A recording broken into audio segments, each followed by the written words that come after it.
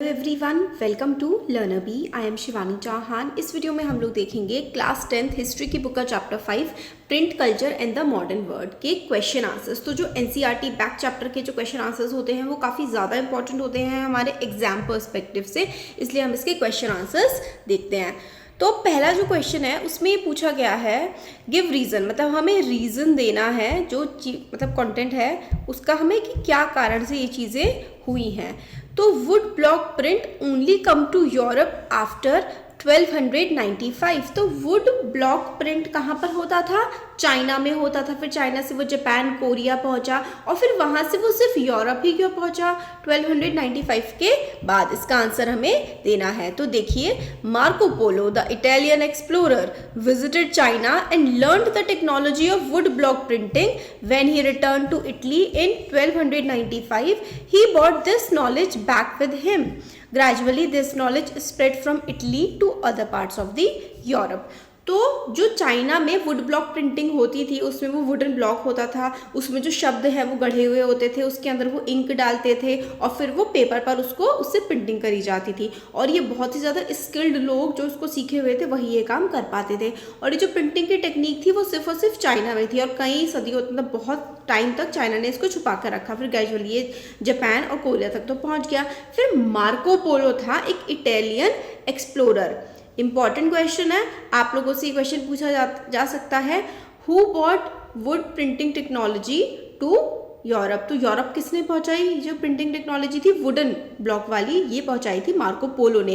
इसका जो ईयर है वो भी इंपॉर्टेंट है, 1295। तो 1295 में मार्को पोलो ने ये जो टेक्नोलॉजी थी जिससे चाइना जो है वो प्रिंटिंग किया करता था वो पहुंचा दी थी इटली में और इटली से यूरोप के बाकी पार्ट्स तक ये पहुंच गई। This is very important.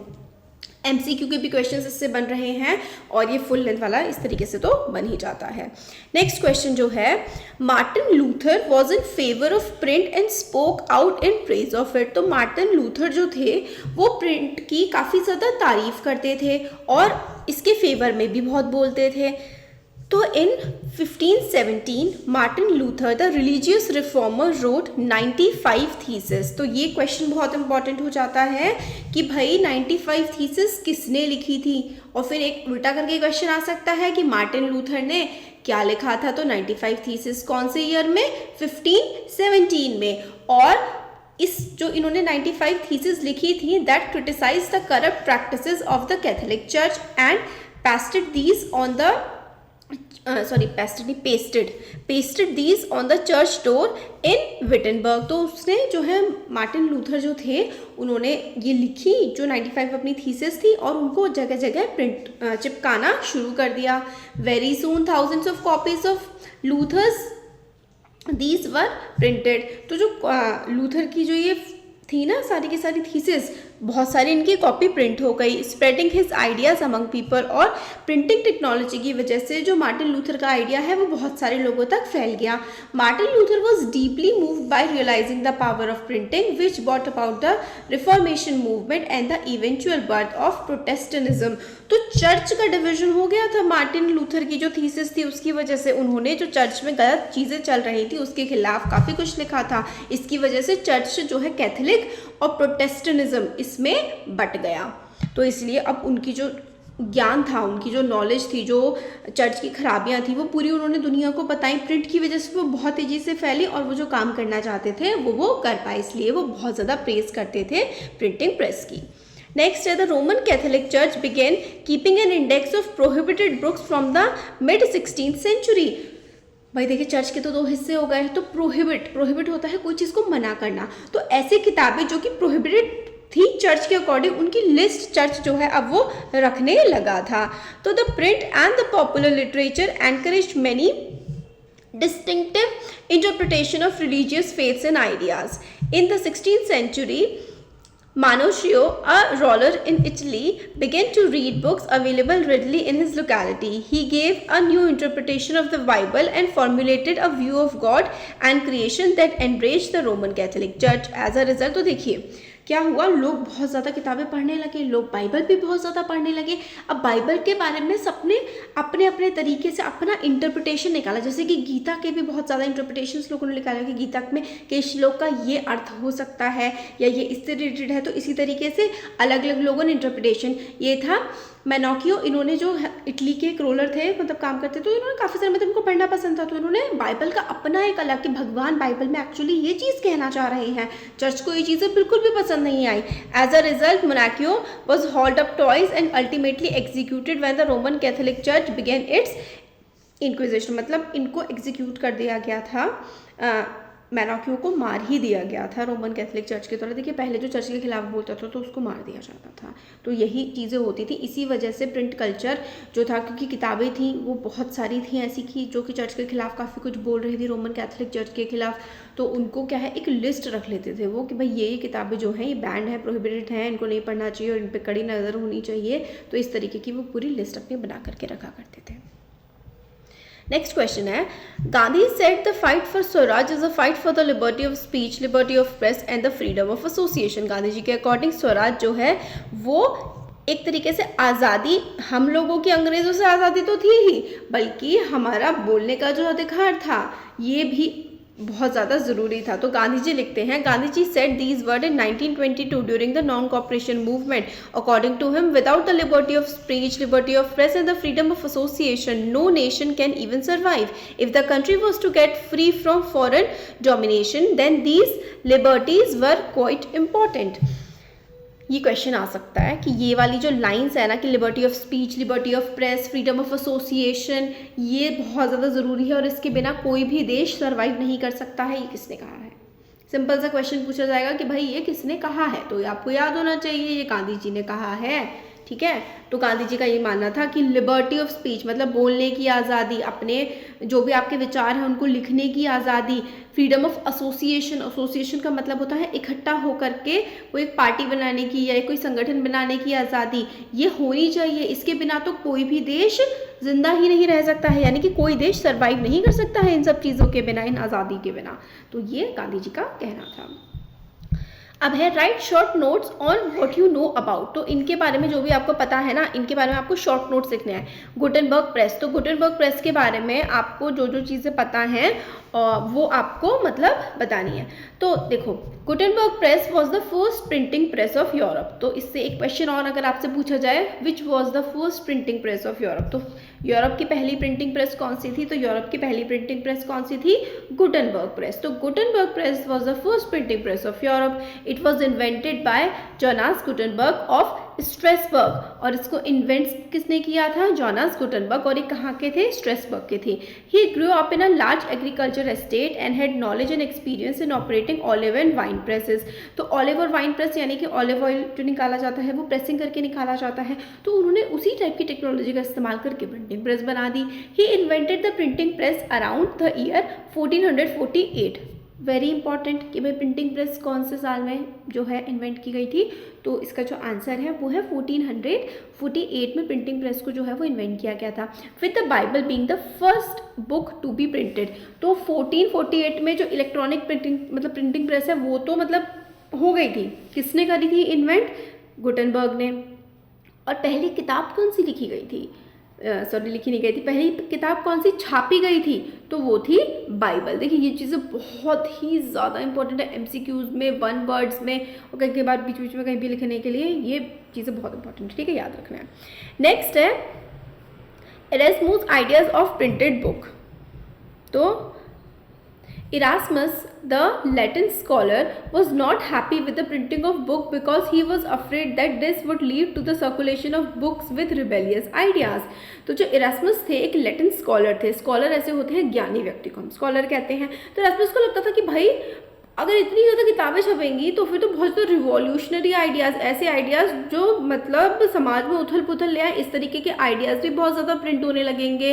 He felt that although a few books may give useful information, the majority of books may just be irrelevant और illogical through with scales of religious ideas will spread ultimately leading to incitement of rebellion. तो मतलब बहुत कुछ book ऐसी होंगी जो scandalous होंगी, मतलब वो इतनी ज़्यादा ख़राब होंगी, जो इररिलीजियस, मतलब लोगों को भड़काने के या फिर ख़राब आइडियाज़ को स्प्रेड करेंगी, इस तरीके की बातें फैलाएंगी जो बातें मतलब जनरली नहीं बोली जानी चाहिए या फिर जो काम नहीं किए जाने चाहिए, इस तरीके की चीज़ें भी किताबों में लिखी जाने लगेंगी, बोली जाने लगेंगी। तो ये जो इरास्मस थे लैटिन स्कॉलर को लगता था कि भाई बहुत ज़्यादा प्रिंटिंग ठीक नहीं है।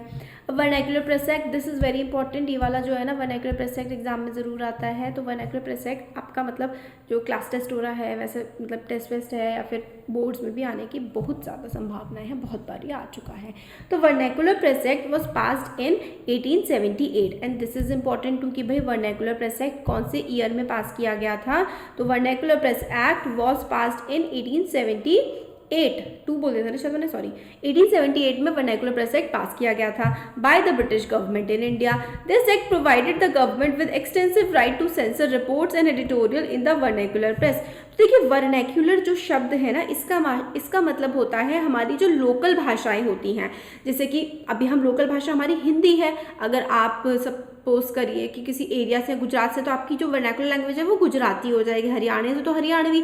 तो वर्नैकुलर प्रेस एक्ट जो ये अंग्रेज सरकार लेकर के आई थी, ये इसलिए लेकर के आई थी जो इंडिया की लैंग्वेजेस है ना इस पर जो अखबार या मैगजीन छप रहे थे वो ना छप सके, गवर्नमेंट उनको सेंसर कर सकती है। सेंसर कर सकती है का मतलब है कि कोई भी न्यूज़पेपर को वो छपने से रोक सकती है, कोई भी न्यूज़ आर्टिकल्स को वो बंद कर, न्यूज़ आर्टिकल को भी ये हमें अच्छा नहीं लग रहा, ये आर्टिकल नहीं छपेगा, तो यही होती है सेंसरशिप। तो गवर्नमेंट ने काफ़ी सारे जो है सेंसरशिप वाले लॉज लेकर के आए थे वर्नैकुलर प्रेस एक्ट में। If a vernacular paper published any seditious material, the paper was banned and its printing machinery was seized and destroyed. तो अगर कोई आप ऐसे भड़काऊ बयान देंगे सरकार के खिलाफ, वर्नैकुलर पेपर, अंग्रेजी पेपर के बारे में उन्होंने ये बात नहीं बोली थी, उन्होंने बोली थी वर्नैकुलर पेपर के बारे में कि अगर आप कुछ भड़काऊ बातें लिखेंगे जिससे आंदोलन किया हो सकता है सरकार के खिलाफ, तो आपका वो न्यूज़पेपर जो है वो बैन कर दिया जाएगा, जो भी न्यूज़पेपर प्रिंटिंग करने वाली मशीन है हम उसको तोड़ फोड़ देंगे। ये था vernacular press act. What did the spread of print culture in the 19th century mean to India? Mean to India नहीं, इंडिया में जो है जो प्रिंट कल्चर फैला था उससे विमेन पर, पुअर पर, रिफॉर्मर्स पर, इन सब पर क्या क्या असर पड़ा ये हम लोगों को बताना है। तो women became as important as readers and writers. तो विमेन जो है पढ़ने भी काफ़ी ज़्यादा लगी, जो प्रिंट कल्चर की वजह से विमेन ने पढ़ना भी बहुत ज़्यादा स्टार्ट कर दिया और लिखना भी, वो इम्पॉर्टेंट राइटर्स भी बनी, तो विमेन ने लिखना भी स्टार्ट कर दिया। Reading habits improved among them with an increase in literacy. अब क्योंकि रीडिंग हैबिट बढ़ी, लिटरेसी बढ़ी, with an increase in literacy women took great interest in reading and writing. तो लिटरेसी का मतलब होता है कि वो पढ़ने लिखने लगी थी, स्कूल जाने लगी, पढ़ना लिखना सीखने लगी, तो अब वो ये जो किताबें प्रिंट हो रही थी इनको भी उन्होंने पढ़ना शुरू कर दिया। Many journals started emphasising the importance of women's education. Many magazines and books were specially publish for women. The print culture gave women some amount of freedom to read and develop their own views on various issues, especially those related to women। तो मतलब देखिए print culture के आने की वजह से women के बारे में भी लिखा जाने लगा, विमेन उनको पढ़ने लगी, विमेन खुद भी राइटर बनी, तो और एक जागरूकता आई कि विमेन एजुकेशन भी इम्पॉर्टेंट है। पुअर जो गरीब लोग थे उन पर इस प्रिंट कल्चर का कैसे असर पड़ा। एज लिटरेसी रेट जो है वो यूरोप में तो इम्प्रूव हो ही रहे थे। As the literacy rate improved in Europe as well as in India, printed material specially for entertainment began to reach even to poor. In England penny magazines, this is very important कि भाई जो print culture है उससे poor को भी बहुत ज़्यादा फायदा हुआ, क्योंकि लिटरेसी रेट बढ़ रहे थे, तो जो सस्ती किताबें, मतलब थोड़े ख़राब पेपर क्वालिटी वाली जो किताबें हैं वो छपने लगी, जो कि गरीब लोग आसानी से पढ़ सकते थे, खरीद सकते थे। In England penny magazines were carried by peddlers. देखिए पेडलर्स वो लोग होते थे जो सस्ती किताबें बेचते थे, were carried by peddlers and sold for penny, penny मतलब बहुत ही कम, जैसे पैसे के बराबर, so that even poor people could buy them. Those who could not read could listen to the stories and folklore. देखिए फोकलोर होती हैं जो पुरानी पुरानी कहावतें, कहानियाँ होती हैं हमारे आसपास के एरिया की, जी ऐसे हुआ करता था और वैसे हुआ करता था, वो होते हैं फोकलोर्स। तो जिन लोगों को पढ़ना नहीं आता था वो लोग भी क्या होता था, सुन तो सकते थे। तो काफ़ी सारे लोग क्या करते थे कि जैसे चौपाटे होते हैं ना, कि जैसे कि चौराहे वगैरह या जो मंडलियाँ बन जाती हैं, कई सारे लोग बैठे होते हैं, बतिया रहे होते हैं, तो फिर वहाँ पर लोग बैठ करके तेज तेज आवाज़ में पढ़ने लगे थे और वो फिर सब लोग सुनने लगे थे उनको। These stories and folklore could be red out to them by others.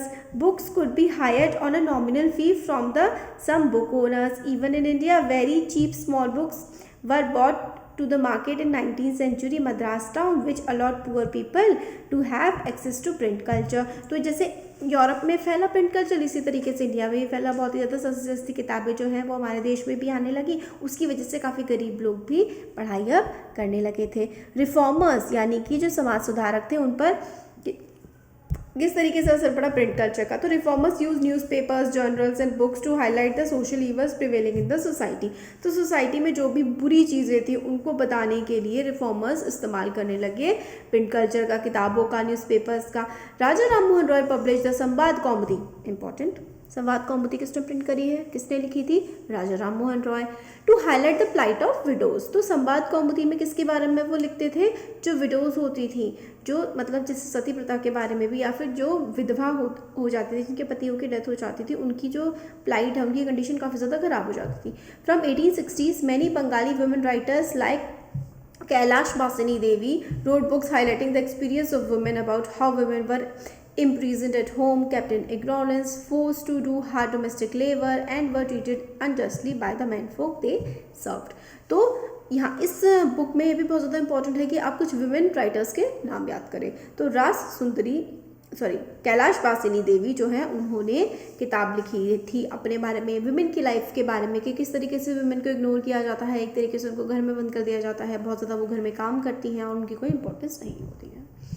Discuss वाला पार्ट देखते हैं। Why did some people in the 18th century Europe think that culture would bring enlightenment and and despotism. तो print culture जो है वो जो एक enlightenment लाएगा। एनलाइटनमेंट होता है एक नई क्रांति, एक ऐसा नया युग जिसमें लोग समझदार होंगे या फिर चीज़ें बेहतर होंगी। और डेस्पोटिज्म मतलब एक पर्सन का इतना ख़राब ज़्यादा जो रूल होता है ना, एक ही इंसान है या कुछ ग्रुप ऑफ पीपल है जो सिर्फ अपनी अपनी चलाए जा रहे हैं और आम जनता की बिल्कुल नहीं सुनी जा रही है, लोगों पर अत्याचार जो किया जा रहा है, ये प्रिंट कल्चर के आने की वजह से ये सब चीज़ें ख़त्म हो जाएंगी। ऐसा कुछ क्यों लगता था लोगों को? तो spreading of new ideas after the coming of print culture, the ideas of scientist and philosophers now become more accessible to the common people. Ancient and medieval scientific text were compiled and published. तो वही देखो, print culture आया तो लोग अपनी बात कह सकते थे, दूसरे लोगों की बात भी ज़्यादा अच्छे से वो सुन सकते थे। तो पुराने ज़माने के जो साइंटिफिक थे, एंशिएंट टेक्स्ट थे, पहले वो सिर्फ लिखे हुए थे मैन्युस्क्रिप्ट से, अब उनको प्रिंट किया जाने लगा था। आगे देखते हैं। Book as a medium of progress. By the 18th century book become a medium of spreading progress and enlightenment which could change society and the world. It is also believe that the book could liberate society from despotism and the tyranny. तो भाई book में होता है ज्ञान, पढ़ोगे लिखोगे तो बनोगे नवाब, ये वाली होती है ना। तो वाकई ये कहानी, ये जो बात है, कहावत बिल्कुल सच है, पढ़ोगे लिखोगे तो वाकई में नवाब बन सकते हैं। इसलिए पढ़ने लिखने के लिए किताबें चाहिए। तो वही एनलाइटनमेंट आएगा, लोगों को ज्ञान आएगा, हम गलत को गलत और सही को सही कह पाएंगे और सीख पाएंगे कि क्या गलत है और क्या सही है। Writing of scholars. The writing of thinkers such as Jean-Jacques Rousseau, Thomas Paine, Voltaire were also widely printed and gained popularity. Thus, their ideas about science, rationality, and reasoning found their way into popular literature. तो जो ये important philosophers थे, इनकी बातें भी हमें पता लगी और ऐसा कहते हैं कि फ्रेंच रिवॉल्यूशन जो आया वो भी प्रिंट कल्चर की वजह से आया, क्योंकि वहाँ पे लोगों को चीज़ों के बारे में पता लगने लगा था। Scientific discoveries, maps, and more accurate scientific diagrams were widely printed when scientists like Isaac Newton began to publish their discoveries. They could influence a much wider circle of scientifically minded readers. तो ये scientist भी अपनी जो है बातें वो लिख के उन्होंने एक दो लोगों को बता सकते थे, पर प्रिंट हो जाती थी तो लाखों लोगों तक वो पहुंच जाती थी। नेक्स्ट है, why did some people fear the effect of easily available printed books?